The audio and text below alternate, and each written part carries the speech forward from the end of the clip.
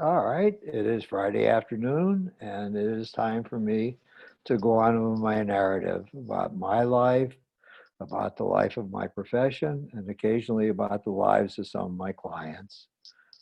There are two topics I want to talk about today, but first, I want to clean up idiocy. I told the story about my second attempt to have a love affair, this time actually having a love affair, but how I was trapped in bed with my affair partner by her angry husband and had to beat a strange and crazy escape out naked out the back door and out, over the wall. I didn't clean up the final details. If you'll stop and think, my car was trapped in the driveway, and I was then driving in a rental car, and I was frightened. What am I going to do about retrieving my car? Because he had been screaming at me that he was going to kill me if he caught up with me. And he was a man who owned a pistol, so I was not very brave about how was I going to get my car out of there. My affair partner never came back to the office. She somehow, I guess, had managed to call her clients, tell them that she was not going to be working there anymore, and she was shifting her practice and found some other space for herself somewhere to continue seeing her clients. But my car was there in the driveway. So we worked it out. I went with my friend Dan Golden, and we went in the rental car together. I gave him my extra set of car keys, and I dropped him off 2 blocks from where the house was, and I went to return the rental car, and he retrieved the car and took the risk, and he came and picked me up at the rental car place, and that's how the circle was finally closed, and everything was put in rest. I was happy to hear in the gossip mill, because all of us are attached to colleagues and we hear gossip occasionally about other colleagues, that my second affair partner, about 5 years after that horrible day, she had finally left her husband, and she subsequently married another psychologist who I have affection for and respected a lot. And they had a very good marriage together. He just died last year, for I think about 40 years before he died. So her life turned for the better too, as well as mine did later on. All right, that closes up that chapter in the book of my life, and I can go on to more serious things. There are two things I want to explore. Let's see, which will I take up first? Well, I left a cliffhanger last time. I'll go there first. I was seated as a member of the board of directors of the California Psychological Association.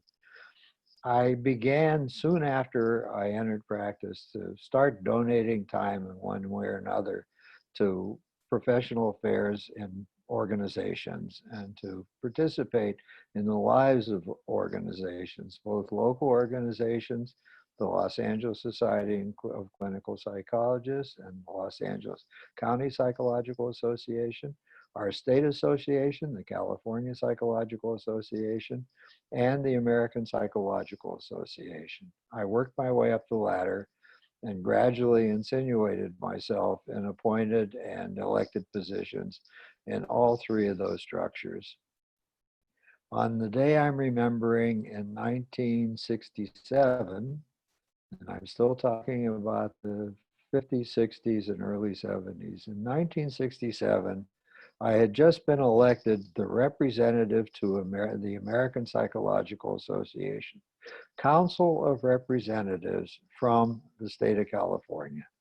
Since I had been elected their designated delegate to the Parliament of the American Psychological Association, that gave me a seat on the board of directors of the California Psychological Association. That was a reserved position on the board, the state association's board, so that there could be close communication between APA and CPA, and I was the bridge, and I took up my seat. In my first year of occupying that position, it was for a 3-year term, a letter was sent to the board of directors of the state association. It was from a colleague in practice in San Diego. In that year, the University of California, San Diego campus had opened in La Jolla. Uh, the state university was expanding at a rapid rate. Another campus opened. Where was it? Just north of Monterey, Santa Cruz. The Santa Cruz campus, the Irvine campus, and the La Jolla campus all opened within a couple of years of each other. So he had gone to see the new chairman of the Department of Psychology at the new university as it got ready for opening its fall semester. This was in the early fall. And he had welcomed his colleague, who was the chairperson of the department. And he said, we're really glad to have a major university so close by San Diego now. It's really a blessing. And we want you to know that those of us in practice in the San Diego Psychological Association would be very happy to help out, volunteer time, do whatever would be useful. We'd be glad to teach adjunct courses if you want us to, supervise graduate students if you needed some people to supervise, provide therapy to graduate students if you wanted us to provide therapy to your graduate students. We're here to serve in whatever way we could. And the chairperson of the department said, oh no, you're misunderstanding something. We're not going to have any clinical training program. He said, you're not going to have any clinical training program? He said, no, we're a research academic institution. We are going to do research and teach the principles of psychology to graduate students and undergraduates. We don't need any training because we're not doing any. And the colleague was taken aback by this experience, very disappointed. And it started him on a research project. He got in touch with the chairman of the department at Irvine, and he got in touch with the chairman of the department at Santa Cruz. And he got the same message from both of them. Neither one of them were interested in starting up clinical training programs. Then he did some research on, well, who the hell is still doing clinical training in the state of California? And it turned out there were only 3 programs. Stanford had a clinical training program. UC Berkeley had a clinical training program. Oh, 4 programs. UCLA had a clinical training program, and USC had a clinical training program. He heard from the chairperson of the department at Stanford, though, that program was being phased out. All the federal money that had been pouring into the universities to support the beginning training of people to be called clinical and counseling psychologists was gradually being ramped down, and it was being phased out entirely. And many, many programs everywhere in the country who were living on those federal dollars and using them grudgingly because the purpose of them had to be the clinical training of psychologists were abandoning their programs and closing them down. The only 3 that were going to be left standing, as far as he could tell, was UCLA, Berkeley, and USC. So he asked each one, how many students are you admitting this fall? Berkeley was admitting 4 students in their clinical training program. UCLA was admitting 8, and USC was admitting 12. So 24 students were going to start into the pipeline for training in clinical psychology in the state of California that year.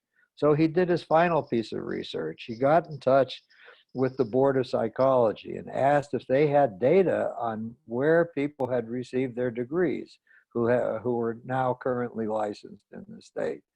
And the board said, yes, they had such data. So he said, what percentage of psychologists who are employed in applied settings, in independent practice, or in some way or another are licensed and doing service provision, what proportion of those were trained by an academic institution in the state of California?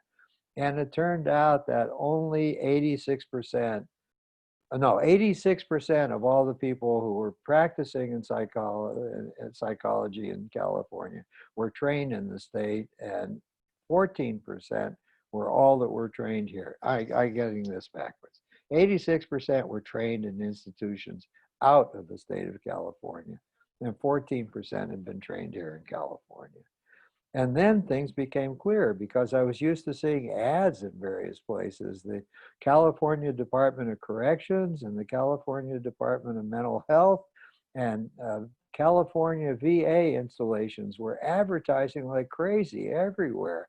They're giving relocation allowances, advertising in newspapers in other cities, advertising in professional journals, trying to encourage psychologists to move here and to go to work in one or another of those bureaucracies. So our colleague in San Diego wrote to us, he thought this was a terrible demographic problem, and he wanted the state association to look into it and see what, if anything, the California State Psychological Association could do about this malproduction of clinical psychologists in the state.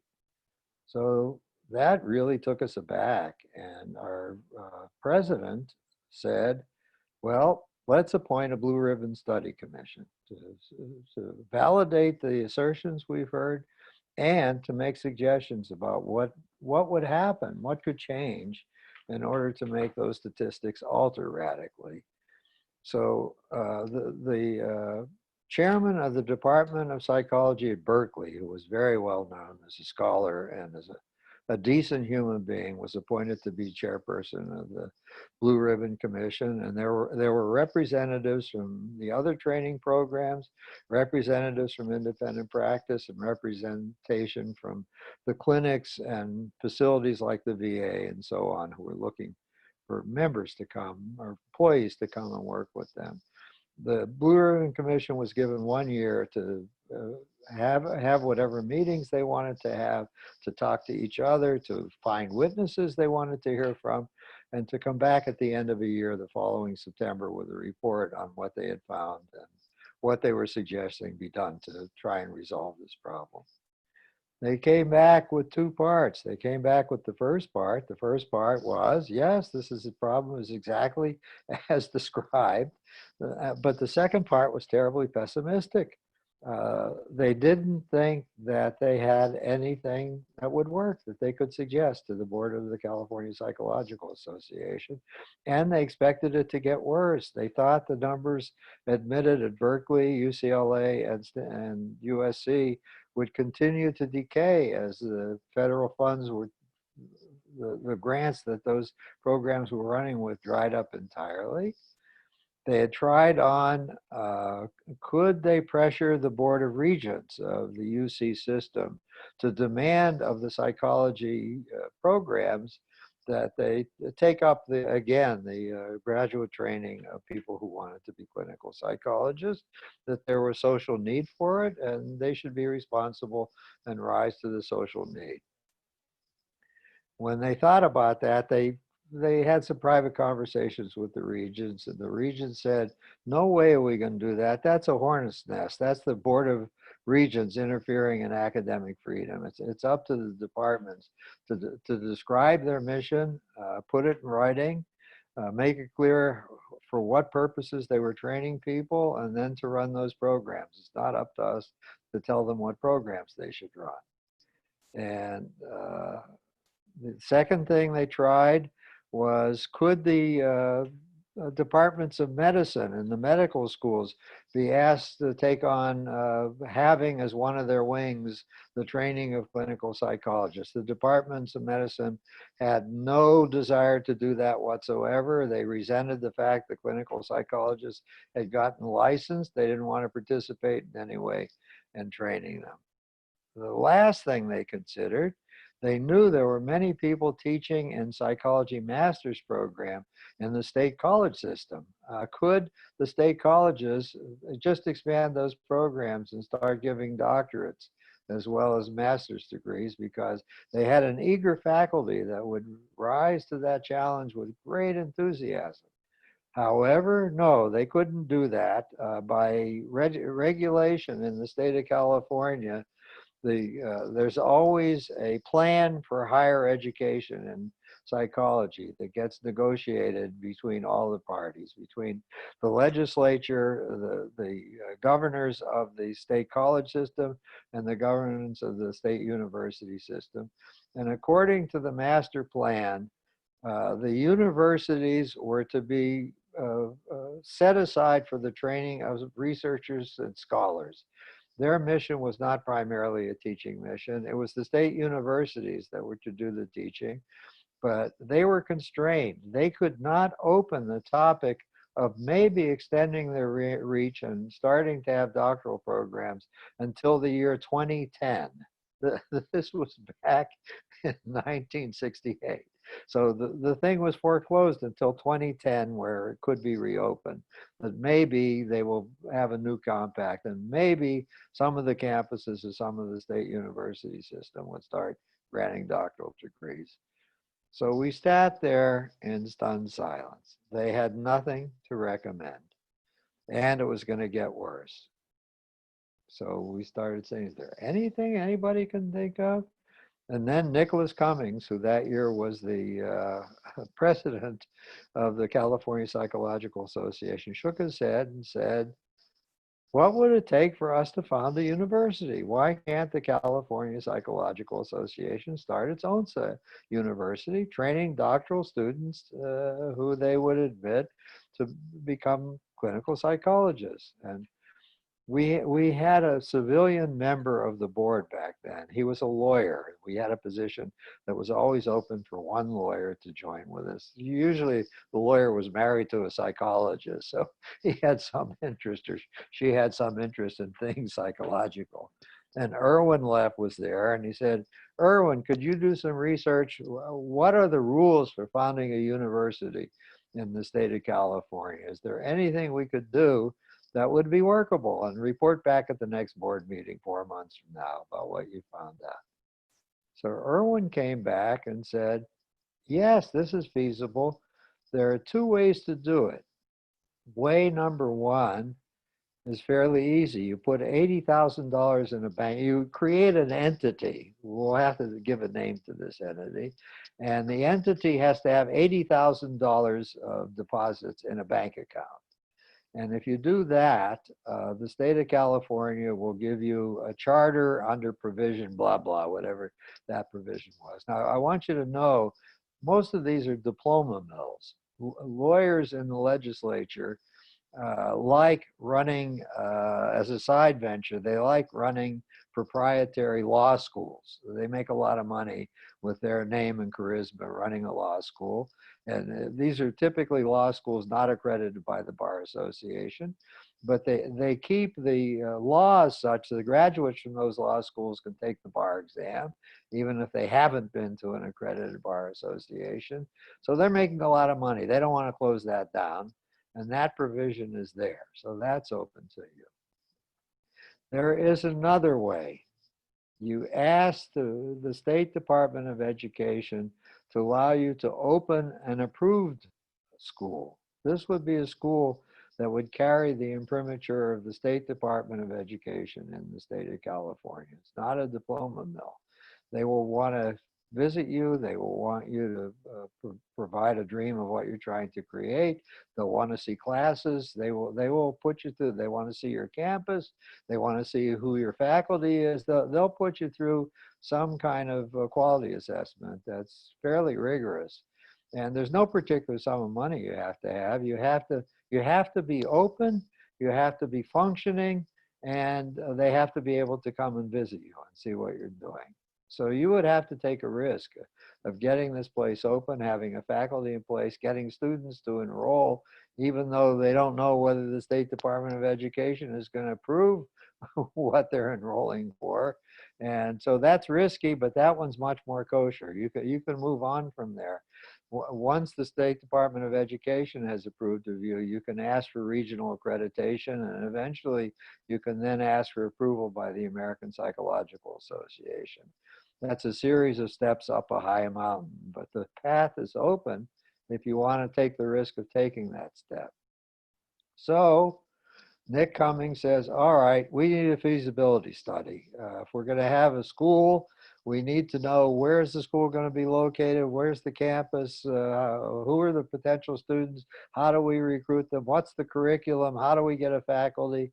How many of you would like to start putting in some time every weekend, talking to each other, if only by big conference calls, because we can't afford to fly you to the same location? But put in a few hours every weekend. Do I have volunteers, or should I go out to the membership and recruit more? And 8 of us on the board raised our hands. We'd be very happy to join the feasibility committee, and I was one of those people. And off we went. Uh, we tried to, it was like playing a chess game. What do we need first? Well, 2 things. We need a mission statement, and we can frame this in the most positive way possible. The framing would be that the profession of psychology, practicing psychologists, are now about to take responsibility for the training of those who follow them. Psychologists will no longer be trained in environments by people who are research academic psychologists and don't have a heart for the mission and really are not that interested in professional training. These will be people who are licensed. Every faculty member is going to be a licensed psychologist, and they're going to be teaching what they do and what they know about to a generation that's going to follow them. It's going to be very much like any professional school, like a medical school is or a dental school is. Some small portion of people in those settings have a PhD degree, but most of them have the degree doctor of whatever the profession is, and they themselves are practitioners of the contents that they teach. So we thought that that would have great salience and be a great selling point. And the second thing was, we need a curriculum. And that part was the most fun of all. All of us have been burned in graduate school by a variety of things. And we designed what we thought was the most wonderful curriculum imaginable. It was a curriculum based on developmental psychology. In the first year, the whole focus of the curriculum was on children and preschoolers. Everything, the psychology of them, the sociology of them, uh, the working with them. How do psychologists work with this age population? And in addition, we wanted psychologists not only to be educated about things psychological, but we also wanted them to be educated human beings. So there was a required humanities elective every semester.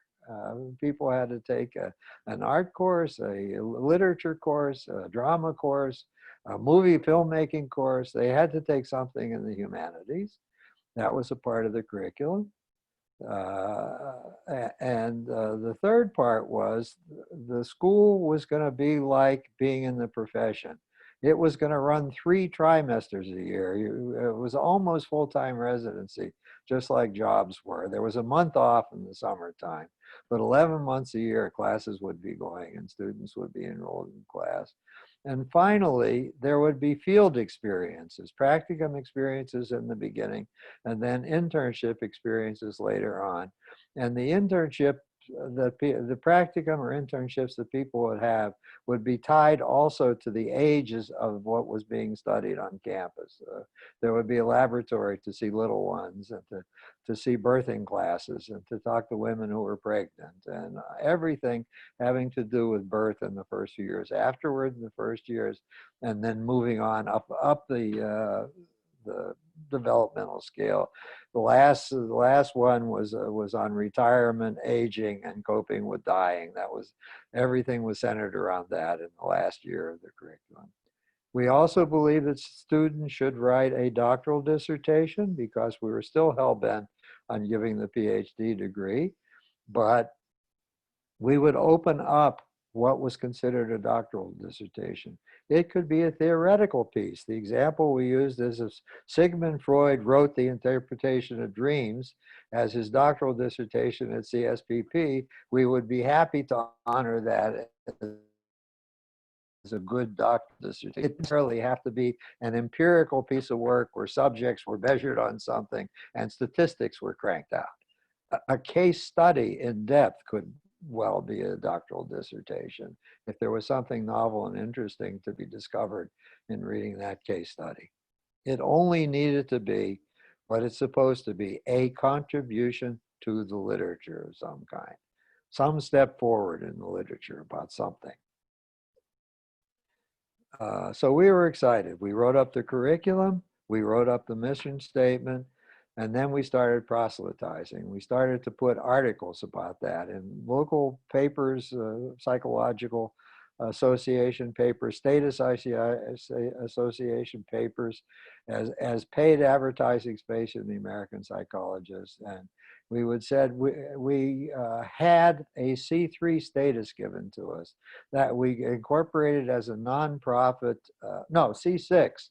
It was a nonprofit professional organization. That's what it was. And that meant that the people could give us contributions and they would be tax deductible after we cleared that hurdle. And I'm telling you, a wave went all over the country. This was like the Jews contemplating the founding of the state of Israel.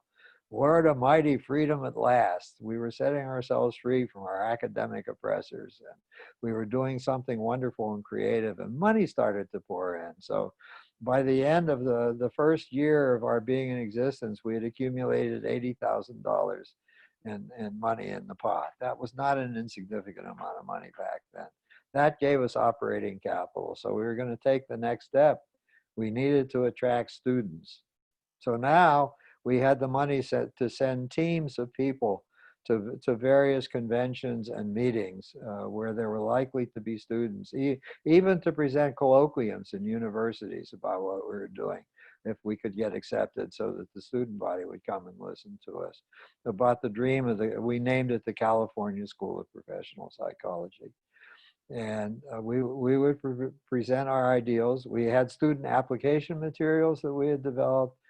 No standardized tests were going to be given. You didn't have to pass the graduate record exam or take the SAT again or anything. We were going to accept students on a humanistic basis. We would get to know them, what they thought about, what they were interested in, and we would pick them because of who they were as people, not what they had done so far academically. And they could apply, and we told them it would be about 6 months until we got around to processing applications, but we would like to know if they were interested in being considered. We also decided there would be 2 campuses, one in San Francisco and one in Los Angeles, because the members of the State Association too were just turned on and eager, and they wanted to participate in any way they could. They wanted to be part of the action. And we felt it would be deadly if we had it only in the South or only in the North. There would be a lot of pissed off psychologists that couldn't commute and get to the campus and do something about helping out. So we were going to open with 2 campuses. And then we wanted, while it was a 4-year curriculum, we wanted to do 3 things. We had 3 different incoming classes we were looking for. We were looking for people who had completed their bachelor's degree and wanted to start into a doctoral program. We were looking for people who had gotten a master's degree in the state college system and would like now to transfer and go back and get a PhD degree. And we were also looking for people who were, this was the most creative thing we had done, people who were all but doctorates in some of the country's most prestigious universities. We wanted people who had completed the entire curriculum, whatever their internship experience had been, but never managed to complete their doctoral degree for one part or the other. That was the only thing missing that in their educational background. We wanted them from Harvard. We wanted them from the Ivy League schools. We wanted them from places like Berkeley and other places. We wanted them to come from wonderful universities. Why? Because we had a special curriculum for them. They would now do a doctoral dissertation. They had to do a doctoral dissertation finally, and we would give them help and support in getting it done. And they would have a special curriculum. They would go to a part-time internship so they could refresh whatever skills they had acquired along the way. And we would teach them some theoretical courses about where the field of psychology was now. And they would complete that 1 year curriculum. We would give them a degree, and then they would have, there was no postdoctoral experience requirement in the licensing law. They would apply to the Board of Psychology to be allowed to sit for licensure. We would hope that we could get at least a dozen of them out of the pipeline at Berkeley and at Los Angeles campuses. So it wasn't just one person coming forward. Several people would come forward with degrees from CSPP, but with transcripts, all the significant education having been done by very prestigious universities, because we were prepared to start a lawsuit if they got turned aside. Well, we're still in the planning stages now. I don't want to race ahead to the end of the first year yet, because that was quite tumultuous. Things began to look good. And in 1970, everything was a go. The board approved the planning we had done. We had sent in an appeal to the State Department of Education, notifying them that we were on our way and we would be opening our campus the following fall. We had, this was in the spring of 1971. So we had 6 months to get things moving. We had a bunch of student applications. There was a huge number of applications from the state of California. There were people who wanted to go back to school, from a lot of second career people who were middle-aged, but they couldn't get into any program. They were bogged down here. They had a spouse who were working, or they had some other career they needed to pursue while they were going to college. So the fact that there were now programs that they could get into in some number, and not the 4 who were going to Berkeley, they wouldn't be interesting to the 4, among the 4 who were going to go to Berkeley anyhow. But they were interesting to us. We like people who've had other careers in something and made them people of more depth and richer and of more substance. They had become expert at something else before applying to us. So we had a big backlog of possible student applications already before we were formally located. The State Board of Education wrote us back and said they would give us permission to open, but we were opening under the section of the educational code that identified us as a vocational training program. We were strictly not allowed to give any kind of degree.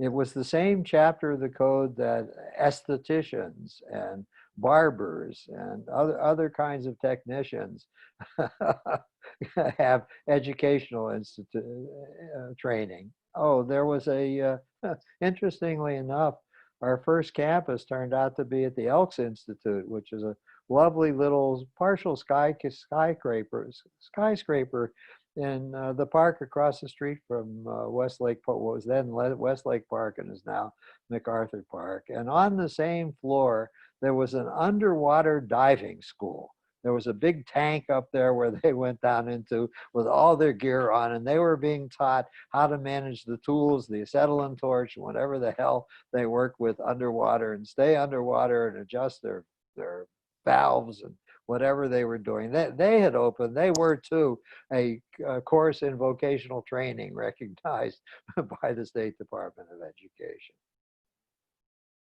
So it fell to, I was not scheduled to do anything more. I was hoping I could do some of the teaching, but Carl Pothorst, who was my partner at the Western Psychological Association, had been chosen to be what was to be called the founding campus dean. That meant it was his responsibility to figure out how to get all the pieces in place, what administrators would need it, what teachers would be recruited, what physical plant we would be in, drawing up a proposed budget for the first year. All that fell on him. And I offered to help out, and Dan Golden, who was one of our other partners, offered to help out, but neither of us thought we would have any really significant role in the life of the campus. And then, wonder of wonders, in that spring, he got elected the incoming president of the California Psychological Association. And he approached us. The feasibility committee had now become the board of directors. And he approached us and said, I can't do 2 such important volunteer activities and make my living running my practice. That's just impossible. And I made a commitment I would run for president, and I'm into that. I'm going to do that, and I'm with reluctance. I'm giving up being the founding campus dean. So Nick Cummings, who had moved on from being the president of the California Psychological Association to be the president of the new corporation, the California School of Professional Psychology, had to pick somebody. And there were several of us who live in Southern California. And he decided to pick me. He said, would you want to be a dean? And I started laughing. He said, what are you laughing about? I said, well, the only dean I've ever known is Gunga Dean, I said to him. And I started reciting that poem. I had learned it in high school, and it somehow stuck in my brain. In India's sunny clime, where I was spending of my time as serving of Her Majesty the Queen, the finest man I knew was our regimental beastie Gunga Dean. And I went on. I said, I can recite the whole thing, but I won't. I'm willing to be a dean. I have no idea what a dean has to do and what the responsibilities of a dean are. I'm not a stupid person, though. I can call around, I can interview people, and I can invent it as I go. Yes, I'll take on the challenge. It sounds marvelously worthwhile. So I became the dean. The first step I took is, it was apparent to me, we needed a budget. We needed a campus, we needed a faculty, we needed somebody be responsible for the students, and we probably needed some full-time paid staff of some kind. And I thought at the very minimum, we should have 2 people. We should have a librarian, because one of the things we had to do was to accumulate a library holding. I mean, you can't have a graduate program without a library, for Christ's sake. And we needed at least 1 secretary. Somebody had to take care of correspondence, start opening files of one sort or another. So I quickly hired those 2 people. There was a retired librarian from UCLA who was happy to get a part-time position as a librarian. She was a lovely woman, and I was happy to have her. So I had my 2 1 full-time secretary and 1 volunteer, partly paid librarian. And I said, we need to hold a meeting. We're going to need a lot more help and people. My wife was working at Cedars-Sinai Hospital then. She got them to donate the auditorium of the hospital on a Sunday. So I put an ad in the LACMA newsletter. Founding meeting of the California School of Professional Psychology, Los Angeles campus. All those interested in participating in any way in making the dream a reality are invited at 10 o'clock on Sunday morning, blah, blah, blah, whatever the date was. There will be bagels and coffee to spare, and we will start figuring out how this is going to come into reality. So 200 people showed up. I was shocked, overwhelmed, and delighted. And by then I had done some thinking. I said, look, at the moment, there are 3 things that have to be settled fairly quickly. Those of you who are interested in teaching and or selecting the people who will teach, go over in that corner of the room. Pick one of your number to be your chairperson and start saying how you're going to do this. How are you going to deal with faculty applications? What does the faculty need? What kind of faculty do we need? There are copies of the curriculum for you to look at. Start thinking about who we need. And I'm going to have an assistant called the Associate Dean for Faculty. Who would you recommend to me to be the person who would fulfill that? So I have an ongoing presence that I can hold that person to doing the kinds of things you're brainstorming about. Then I said, we have another group of people. We need to get a campus. Who's interested in looking for real estate, negotiating leases, figuring out where we can stay? What should be the characteristic? How many classrooms do I need? How many offices of one sort? And by the way, please recommend the minimum we can get away with. We're not rich at all. We're using up our $80,000 very, very rapidly. Uh, and then finally, we need to process students. Somebody has to look at the student application, go through them. Somebody has to work out some kind of program by which we're going to advise students. They need academic advisement. Work on student issues, and the two people too. Give me associate dean for administration, and give me recommendations for an associate dean for student affairs. Finally, we probably need a registrar, but I guess I will hire that person with whoever is the other administrator, my sub person for administration. We'll figure out where to get a registrar because clearly we're going to need that too. Maybe we'll have the sub dean for student affairs participate in helping to find the registrar and seeing who's a good candidate for that. So I was already starting to get things unraveled. And it worked very, very well. By the beginning of August, we had those who will be teaching. We agreed to the following, and so did the Northern Campus. Everybody who was going to put in the first year, everybody who was going to teach classes, everybody who was going to do administrative functions, all of us were going to donate our time. Nobody was going to get paid the first year. Uh, we would hold the teaching load down to one class. The new teachers would teach one class, so it wouldn't be burdensome for them to donate that much time. The administrators were going to be part-time administrators. They had to be there at least one full day a week. It would be nice if they were there some part of some other days, but if they could do their whole introductory boogie in one day a week, that would be okay with me. And we had solved those practical problems. We were going to use the money that was to be paid for first year tuition to start accumulating a contingency fund. If we were to get a real accreditation, we needed to be solvent financially. We couldn't be on a shoestring. We had to make sure that to the State Department of Education and then the Western Colleges, Schools and Colleges, that we were not going to go bankrupt the next term or the next year. We had to begin to accumulate assets and put away an endowment fund. So the first year endowment fund was going to be all the money that the students coughed up in tuition for coming to the school, and nobody would get paid except a few employees who would be on the payroll. And the model worked very well. It is what time now? Oh my. All right, I'm going to start next time with the day we attempted to register students for the following day when the campus would open.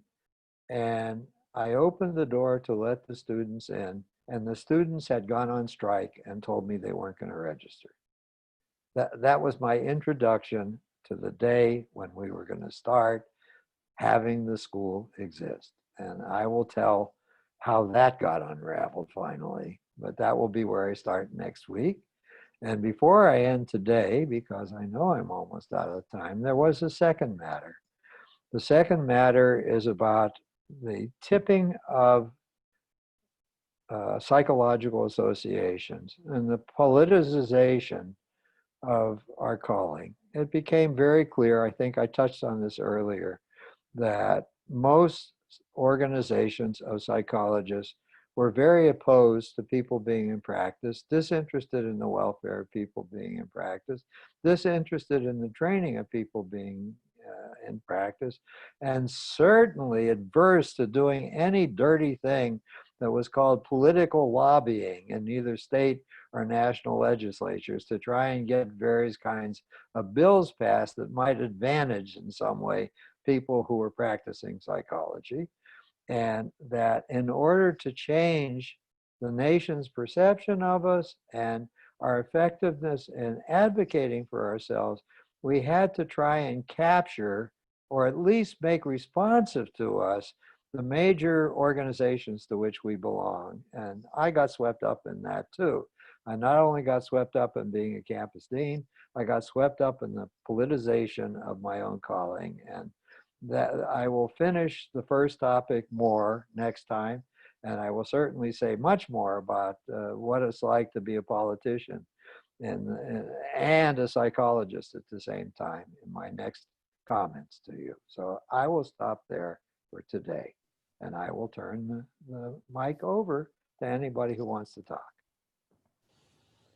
Arthur, it's really quite fascinating how all of the bits and pieces were developing for CSPP. The question I have for you, what for you personally was driving this desire to create this professional school? I had heard too many stories of how poorly people had been educated in other places in the country while I was still a graduate school, and then later on when I was young in practice, we would share war stories with each other. And I also didn't like the curriculum we had been hewed to. You know, I've said that I was in a very strict, narrow, orthodox psychoanalytic training program with very little exposure to anything else. I wanted students to be trained differently. If I could contribute to making that happen, I would be very happy to put time and energy into that. It felt like an important social contribution I was making to the welfare of the public, to have more nicely rounded, wiser, more competent cadre, larger cadre of psychologists available to provide care to the public. My long-term goal was, I discovered I like lecturing. I thought I'm going to bring this place into existence. Maybe I'll discover that being an administrator, if I could teach a little, and that was part of my contract. If I was to be the dean, it was understood I would teach at least one class every trimester. I wouldn't simply be doing administrative things. I thought after a while, I will turn the place over to somebody who really cherishes being an administrator, and I'll just teach in an institution I'm proud of and is giving good education, that they'll let me teach as long as I'm alive and have something worthwhile to say. And I would help create the institution in which I would do that. So that was my motivation. Yeah, it's something kind of similar. I was just wondering, you had a family, kids, Yes. right? A Yes. practice, starting a school, Yes. and then also getting involved APA. Yes. I was Where, very busy. yeah, that was ridiculously busy. I don't know where you find the energy. Well, I had the energy, but I was creating, this is a story that's part of my story. I was beginning to create a lot of pain for my family members because I was absent frequently. I was preoccupied. Had something on my mind I had to do in the evening, or I had to fly to Washington all of a sudden, and I was going to miss Valentine's Day or an anniversary or somebody's birthday. And the guilt I was bearing at the same time I was doing this was often great. And I felt a terrible ambivalence about what I was doing all the time I was doing it. And at the same time, uh, what was the more important was all the professional activities I was engaged in. And just like the guy whose story I read several weeks ago, I expected my family to fall into line behind me, to see the beauty and importance of what I was doing, and to put up with their sense of deprivation and loss so that I could continue to do these very significant and important things. Hmm. Looking back, I can say that sucked. If there's one thing I would do over again, it would be to take the other fork in the road. As the APA representative, how were you received in terms of your duties and responsibilities in developing a professional school? Oh, wait, the trouble I was in and the horseshit I was getting started the first day I showed up, even before I was involved in starting the professional school. We who were in local and state associations around the country, who were just beginning to move this movement, had come up with what the New York State Psychological Association had taken a leadership position in. And we had a set of what came to be called the NISPA resolutions. They were to be introduced into the Council of Representatives, the Parliament of the American Psychological Association.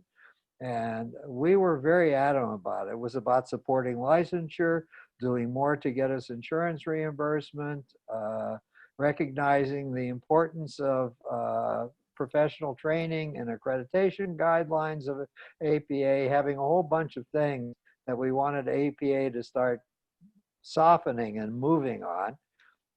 So we introduced one of those resolutions after another. And each one, the structure is more complex and designed to prevent action than the American government and certainly than the Soviet parliament. We were like the Soviet presidium. We could debate a lot and talk a lot, but even though in the bylaws, supposedly we had the ultimate power to set policy, it didn't work that way. As soon as something is introduced as new business in the hopper, it's not a matter that's ever been debated before.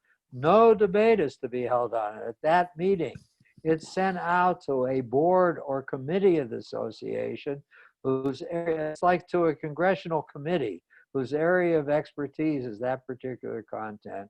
And they have 1 year to brood about it and argue with each other about it, and then to report back first to the board of directors of APA, who then hears what their conclusion is and what they're recommending by way of a vote or voting by way of an amendment. Then the board of directors choose on it some more. And finally, the board's version comes before the body no less than a year later, and sometimes several years later, it gets balled up in the function. So I had already started to get smart. I had studied the APA bylaws in detail.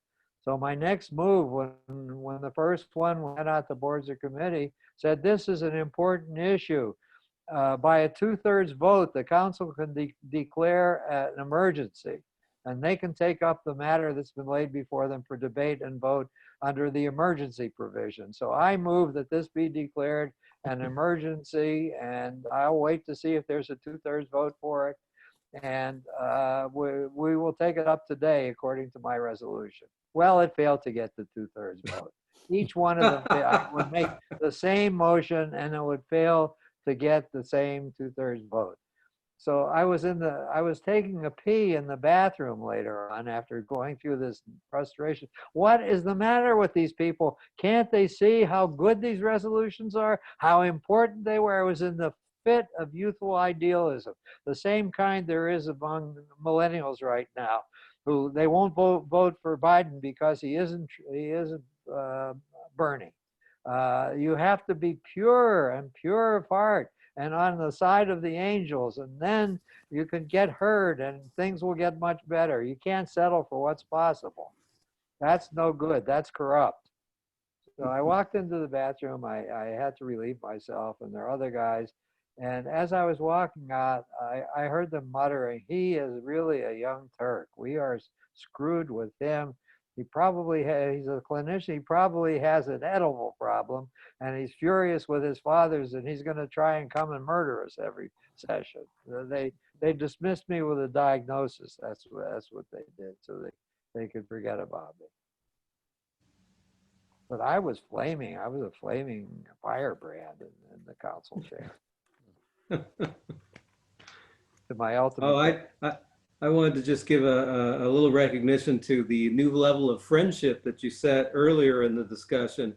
You know, you always say things like, you know who your friends are when. Yeah. Yeah, you know who your friends are when you leave your car in the driveway of the guy with the gun and your friend goes and gets the car. Did you get him a bottle of wine every Christmas? Or I think I did. I played golf with him, let him beat me, and gave him money because he was a much better golf player than I was. Fair enough. That seems equitable. Anybody else? Going once, going twice. Goodbye for today. I will be back next Friday.